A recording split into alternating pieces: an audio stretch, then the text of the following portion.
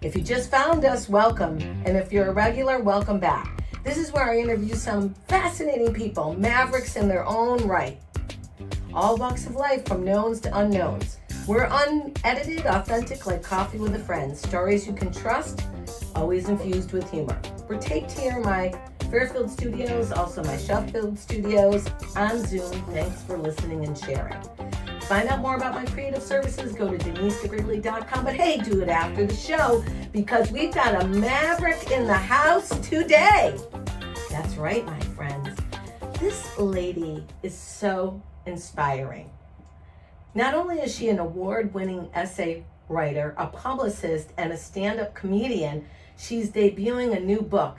What I love about her is her zest, her ability to pivot, transform, and move mountains. She is a real dream champion and a connector. I've had the opportunity to work with her. Welcome to the pod, Aline Weiller. Thank you so much. So happy to be here. So glad to see you in our Fairfield studios. There's a lot going on, and we had a little bit of a conversation pre-show. Yep. But what I really want the audience to know about before we jump into the book is where you found your maverick moment. How did this all come together? Award-winning essay writer, mom, let's not shirk that one off. No. Working mom, building businesses, building community, and still looking 29. I'll take it. Is there a secret sauce? Latin genes, my friend. Okay. That's what my mom says. That's my story, and I'm sticking to it. Okay, that's live and real, unedited. Yeah. And you also drink water, not coffee. I do. It's all right. She's got water in the coffee cup, but we're not. It's okay, right? We'll just go with it. You do you. It's a very hashtag you do you moment. Right. Okay. So tell us a little bit about your background. Okay, so I am a mom from Weston, Connecticut, and I... Were you always from Weston, Connecticut? I actually graduated high school from there and moved back many, many years later after some stints in New York and Atlanta. My husband and I have 2 young adult sons in their 20s. They are launched and... So she's 29. We're not gonna put that math in for today.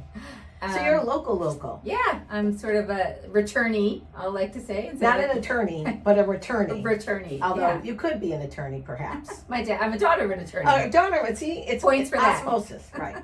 Okay. So yeah, I am a writer, and I Did you always know you wanted to be a writer? I did. I was like born an English major. Like, really? Legit. You just came out talking. Exactly. In 1 or 2 languages? Just the one, but okay. was surrounded by others, the Italians and the Colombians chatting away. But basically, I always wanted to write. From middle school, I had little journals and wrote poetry, and entered college as an English major. Back in the day, when you applied, you sometimes put that on there.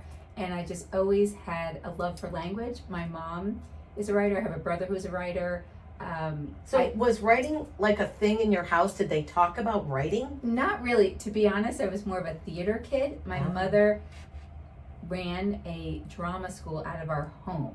So I didn't know that. Yeah. You see, even Mav gets some beans on the pod. So this kind of was my, platform for early performing, right? Right. Basically, a typical day in my youth, I would walk home from middle school. At the time, we lived in New Jersey before moving to Weston, and just, have some grape Kool-Aid and like Funyuns, and then literally morph into Brigida from The Sound of Music in my living room.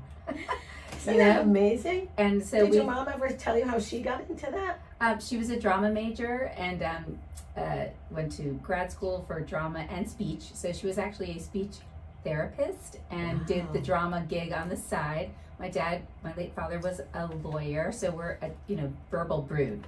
Yes. So really chatty, but just very always #verbal brood. Yeah, very exposed to the arts. If you have a theater company in your house for many, many years, you become sort of into it. So I love pop culture, I love theater, and books and movies and all of that. And with that, I had, I guess, a God-given gift to write, and it just is my happy place. I love writing. I've done all types of writing, from copywriting and more, marketing sense, to essay writing, to my, day job as a publicist. A side note, friends, I've been on the stage with Aline and she has grammatically edited my script at one point, right? It wasn't even for the humor. It was for the commas. I kind of can't help being a wordsmith. That's my jam. You've got a great jam. I just like to help people. I'm a word nerd. So I want to go back just 2 steps. So when you went to college for writing, yes, have you always, like, some kids wake up out of the womb and they know they want to play piano and want to be a doctor. You always knew you wanted to be a writer? So at college, I was an English major, and I remember working in the writing workshop as a volunteer, helping all, like, the chem majors with their freshman essay papers. You weren't saving the pets at the ASPCA. I mean, it was all for You were free. saving the chem majors. I were those poor science majors. They'd come in crying, and I was like, we got this. I got you. No worries. So I just, again, took a lot of English classes and just always did sort of volunteer writing. And then just as a young mom, I always volunteered in whatever organization, writing their newsletter, doing, writing copy on the website. And then I got into PR and press releases. I wrote just anything that has to do with words. People ask me, friends ask me to write invitation copy. So I kind of So you kind of are sort of just a fish in water, and you kind of go where it flows, and it kind of all came together because people see your value in the written word. Is that right? I guess so. They know that it's something I can do. Early on, when I lived in the city, in New York City, and started my career in publishing, I was more, my role was more of a marketing capacity. But with marketing, you have to work with the promotion department and the publicity department and the sales reps and all of that. So everyone just needed copy, for flyers or brochures. You need milk, everyone just needed some copy. Yeah, exactly. But it feels to me like you have a really open mindset. Like your career was unfolding and you were allowing and following the path, but it was also tacked back to what you really loved. And I'm guessing you exuded the same joy back then that you do now, that you take on any project. I know, I've worked with you in copy. I'm forgetting about how much I worked with you in copy, but now I'm remembering, and it's sort of a natural thing to you. So people that are listening in on our coffee conversation, how did you develop the ability to sort of let go and allow yourself to fall into this career, but a career that you really wanted? So it's like, did you put it out there? What's your secret sauce? Was it visualization? Is it some weird manifestation technique? So I'm at the risk of dating myself. My first job in publishing was literally something I saw in a hard copy print newspaper, the New York Times, that had the job listings. Which, by the way, the New York Times has tweeted Aline. So there's nothing out of date about that. That is true. And I worked for Time Warner. And again, I was more a marketing manager for several jobs. But I just always leaned toward the creative versus kind of the mathlete portion of the job. But I was always in creative industries. I worked for Time Warner. I worked for Turner Broadcasting in Atlanta. She's just dropping these names like they're the pedestrian companies of the universe. But just Time Warner. And Coca-Cola. Oh, and Coca-Cola! That was my most sort of corporate environment. But no matter what building I was physically in, I was sort of the creative go-to within the department. And then years later... You're still the creative go-to. That's why you're on the pod, my friend. Wow. Well, I am here. I'm here for it. Okay, so we see that you've been like this sort of moving, flexible copy savant through your career. Right. And now you meet your husband. Where did you meet him? At work and at the copy machine. At the copy machine? You cannot make that up. At the copy machine. At Time Warner. Was it love at first copy? It was love it. He actually let me make my copy first. Okay. So I was very impressed with that in New York City. He said, please make your coffee. No, I would say make your coffee first. He said make your coffee first. Yeah. So okay. Literally, that's how we met. And was it love at first copy? Pretty much. All right. mean, in publishing, there's a lot of women on the floor. He was a new person. And so it was noticeable. And I think my opening line was, "Hey, are you the new guy?" I think that was my lovely delivery. Very original copy. Yes, very right. OG. Yes. So okay. Then, and how many years have you been married? Can we say that online? You don't have to. It's actually our anniversary on Thursday. Oh. And again, we're going way back 32 years. Again, a woman that looks 29 with 20-year-olds. I don't know how you do it, but okay, I'm going to go with it. We actually got married on Mother's Day weekend back in the day. And I remember the flowers were like 3 times as expensive. And I was like, well, I didn't know when I was picking the date. A double celebration. It's a double whammy, yes. Yeah. I think the wonderful thing about our show is that we nod to roasting ageism. Like, we're all about transformation on Mav's Coffee Club. I'm making fun of how many years, but the reality is not many people could run circles around you, Aline. Oh, thank you. Let's be real. Listen, you kind of just, I know reinvention is used a lot, that word, but you just have to keep going, pivot. You know, had little kids, still kept the writing going, just in a different capacity. So I always had that as my common thread, to be creative, to be driven, to have writing as some sort of, feature in my life, in addition to being a mother and daughter and wife and all my other roles. Well, I'm not going to share personal information, but I know your children are very successful. So what did you share about this in your life to help the underpinnings of their success, like your mom did, having the theater company in your home? I would say there were 2 mottos in my house growing up. These are super beans, my friends. Super beans. 2 mottos that are really beacons for me, and I try to instill them in my kids as well. Okay. So just get back to my mom.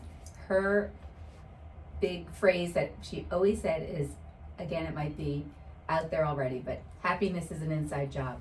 It is. We just always... Let's repeat that. Happiness is an inside job, my friends. It is an inside job. From that... You should start the morning with that. Yeah, right? So that always was sort of a guiding light. And then my I dad... your mom. she's around now. Oh, she is? She's still with us, yeah. Okay. And still saying happiness is an inside job. And my dad, practical lawyer, his deal was he ran the tax department of Ernst & Young in New York City, and obviously managing people, that's a challenge. Yeah. Lots of problems come up day to day, little crises. And his motto was, think solution. Think solution. That's the bottom line. Don't focus on the problem.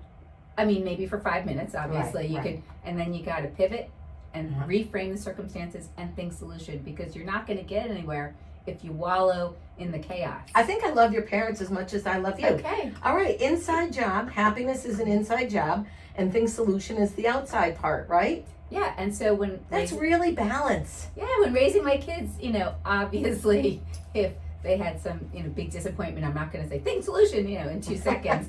But when the time is right, you just help them to kind of just redirect and brainstorm. And I like to use the word partner. I like to partner with them and not, there's lots of helicopter parents out there who do everything for their kids. Like write their essays?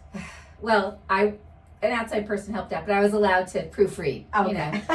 It's like, how they're always better for the babysitter than the mom. Right, exactly. I say that with love during Mother's Day week. But basically, just keep going, be positive. There's always an alternative. When one door closes, another one opens. Just keep going and moving forward, and don't become stuck and weighed down with obstacles. That's the hashtag of our show, move forward, right? It's just like, look forward, move forward. Yesterday is gone, today is a gift. That's why we call it the present. Yeah, it's a new day, and just obviously there are heavy things in life that we all deal with. Everyone has suffered loss and challenges and maybe trauma and all of that, but there's always a way. There's always a little gem of wisdom or beam of light or something to hold on to. And I always, in my writing, just in my life at large, I try to keep those mottos guiding me, but just in my writing as well, I try to be uplifting. That not to say that my life or anyone's life is all rainbows and unicorns, but it is here on the pod. We're rainbows. Except We're here. bringing it. We're bringing it. But, so my question for you is, you've got that sort of underpinnings of what happened in your young life through to where you're bringing that into your family life. I see you as eternally optimistic. Were you a strict mom? No, I was a fun mom. You're a fun mom? I mean, of course. Coffee fun mom? totally coffee fun mom. Okay. And of course, I had them brush their teeth and go to bed on time and everything. But I loved parties. Themed parties were my jam. I made the best goodie bags of any mom on the block. You still do. Come on. I'm obsessed with goodie bags. Even What's as an in the adult. best goodie bag you've ever made? Oh, I think the laser tag parties were my all-time fave. Whatever I put in there, just, one of my kids has a nut allergy, so everything was nut-free. Yeah. So my house was like very safe for everyone. Just everything. All those little things you get off of Amazon, Or Oriental Trading. Exactly, Yeah, right. exactly. And, I've been the candy. recipient of your goodie bag at one of our comedy shows. That's right. Okay, so moving right along here, I know your dad said think solution, and right. I know you've been in a transformative mode writing this book. Yeah. Now, what does it take, before we talk about the book, you went into stand-up comedy. Yep. Was it 10 years ago? 2017. 2017. So not quite. Not quite. What made you do that? So I have always been a lifelong super fan of all things comedy. Improv, stand-up. Really? Obsessed. How am I just learning this today? Oh my Obsessed. goodness. I did dabble in improv a little bit, but literally I've been dragging friends, my husband, to like basements of churches Yeah. to see a little improv troupe or like an unknown comic. Oh, I dragged Troy too. I went backstage and met Jerry Seinfeld when he was not famous yet. So I've just always. Do you think he remembers? Not sure. We'll check. We'll circle back with We're going to Jer. circle back based on when we go to his next premiere of Unfrosted. Exactly. But basically, I was blessed with two funny parents. Both of my parents. My mom has more of a dry wit. My dad was just a. Which one is Colombian? Which one is Italian? My mom's Colombian. My dad's Italian, and Who's funnier? Totally different types of humor. My mom has a quiet, dry wit. Yeah. And my dad was more bubbly, outgoing, just a party. I call myself a Latin party pack because Yes, you are. with that combo, So I did Drama and law. Yeah, that's right. Italian and Colombian. Yes. What did you say? Latin party pack? Yes, I'm Yeah. your basic Latin party pack. Firecracker for sure. Okay. So both were funny. So it was in my blood, I think. Were they strict?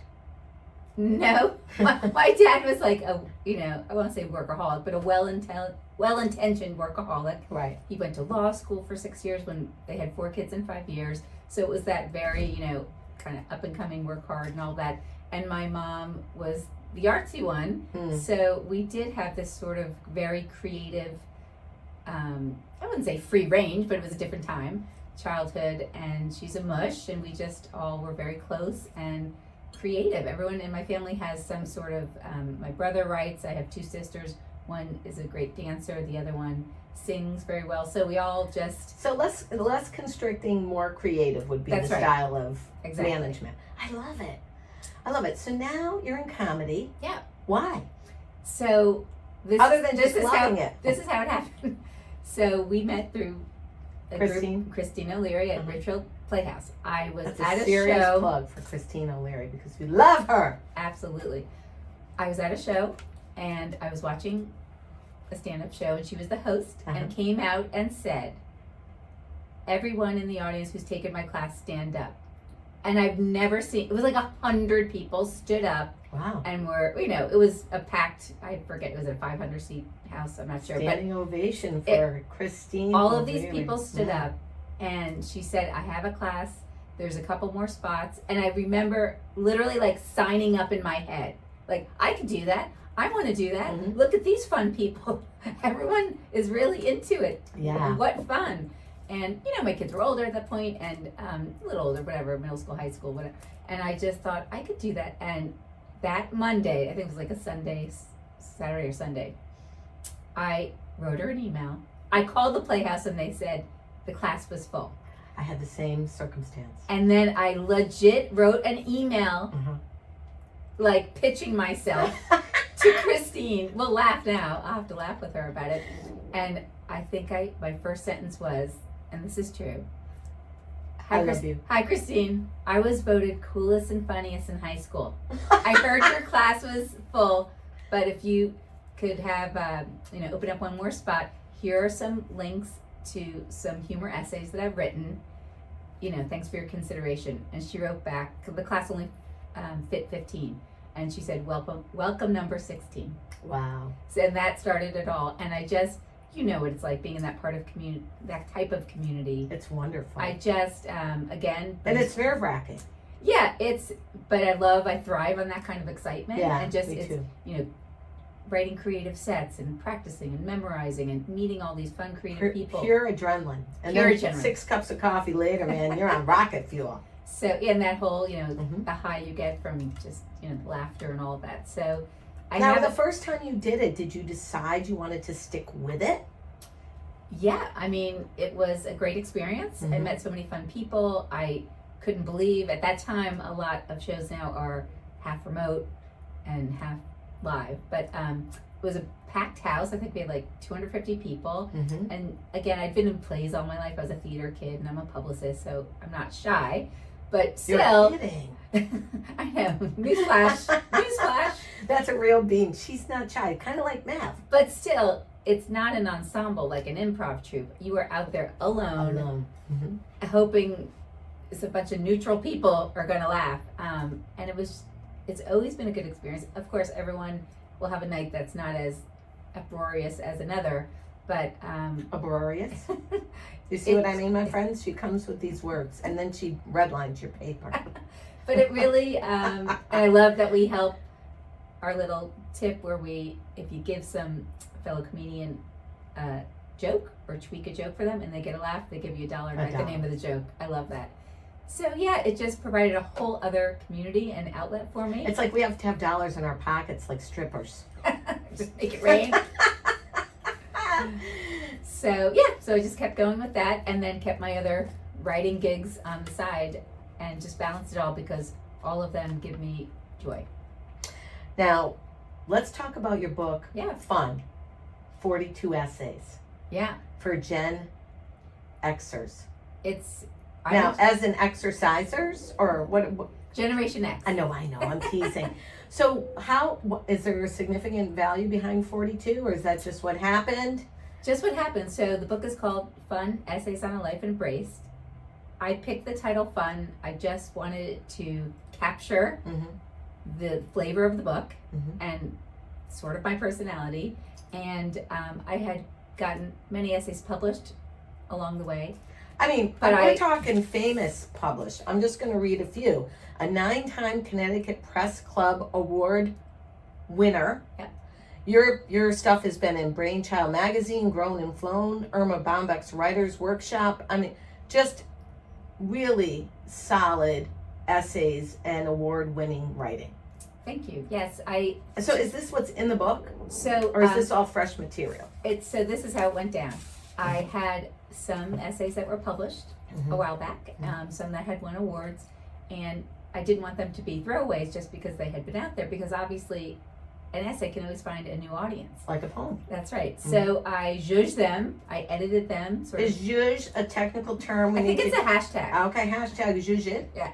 So I worked with an editor, my longtime writing teacher who taught essay writing and memoir writing, and we actually kind of got together over lockdown and during the COVID when everyone was home, and I pulled out I would say a third of the book is previously written essays that I updated and edited and I think made better, and 2/3 is new. And I just literally, there were a lot of essays. So what did it take, how long did it take to write a book? And if someone's trying to write a book, and I know a few people that listen in on the podcast are, give some just quick pointers. Like where do you start? I want to write a book about whatever, what happens? It feels to me like it hits my procrastination button. I think I am a believer in taking a class of whatever feeds your soul. That's how I got my start. I literally took classes for 5 or 6 years, and then one of my teachers on writing a book, on just memoir writing, essay writing. So I wasn't writing a book then. I was writing individual essays. I was sitting in a class with other folks who were writing chapters of their memoirs and books, and it's so funny because now all of us have published. What if the people listening don't have 5 years? Yeah, no, you don't have to do it for 5 years. Okay. Just take one class, find an editor, find other supportive writers to just read your work. To me, that's how I started. Just find the writing community. Mm-hmm. You could even take a 9 to 12 Saturday morning seminar. Just something to get started. Get moving, people. Hashtag move forward. Yes, get because, off the blocks. Right. If you're sitting in your yoga pants at home writing in a vacuum, that's a start. But I think you need to break out and find other writers. It's kind of like how we do it in comedy, right? You have to let other people listen to your work. Yes. There are plenty of open mics for writers at libraries. There are tons of writing groups for new people, all different levels. Mm-hmm. So find your people, find your tribe. Mm-hmm. There are beginners everywhere. Don't be scared. Just sign up, just get into a class or go to a library. There's always a writer's group. Great in that spill world. Of beans right there. Just put yourself out there. Yep. And now I also found, like, when I was first doing that in writing comedy, because I'm much more of a marketeer as well, and copywriting for me is bullet and fast and, get to the point. Similar to comedy, but the difference was 15 people in the class editing it and getting over the fear that it was constructive feedback. It wasn't criticism. And again, then taking that as a piece of your art, right? You could allow it in, or you could say, now I'm going to reshape it. Thanks for the feedback. Or you could take it and give the $1. So when you're writing your book, how did you keep it to your voice? Okay, very important question.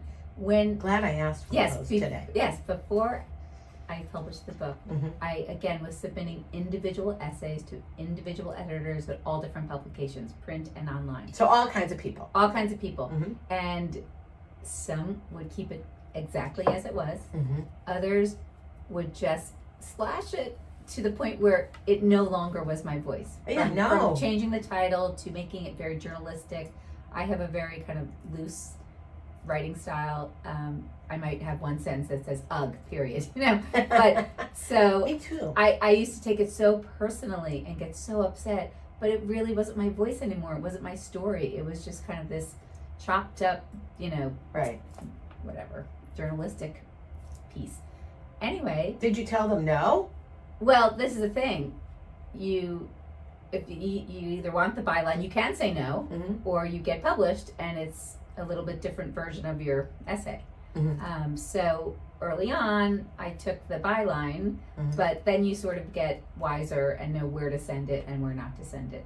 When it came to my essays, again, I worked with this editor who knew me so well, knew my voice, gave lots of feedback, but she's so great because she always says, the decision is yours. I always leave it up to the writer. So that goes back to finding the right tribe, right? That's right. And I've been in the arts business for many years with my husband, as you know, and not all art is suitable for all homes or all people. That's right. And I would say a lot of times when we had art galleries, you know what, don't change the color orange because someone wants it orange to match their couch. No, we call that decorating. Okay. And also you have to be open to the feedback and find the right people. You don't want critical people who are just being critical. For the sake of being critical. Yeah, right. Exactly. Mm-hmm. Just welcome the feedback. Yes, own the final decision. Mm-hmm. But you have like beta readers and all of that. But welcome the feedback because it can only elevate your writing. And if you don't want and their give you title, a different point of view. Yeah, just be open. So how long did this book take? It took a couple of years. I'm not going to lie. I have to say that, again, COVID and all that gave me a lot of time at home. So probably door to door, but I did sort of cheat and do a lot of comedy in between. Mm-hmm. So I would say door to door, 2 to 3 years. Is it self-published? It's on Amazon. Yeah, I did it myself. Here's also the thing about your work being changed. Mm-hmm. I completely investigated hybrid publishing, which is it's sort of a partnership and a collaboration with smaller indie publishers.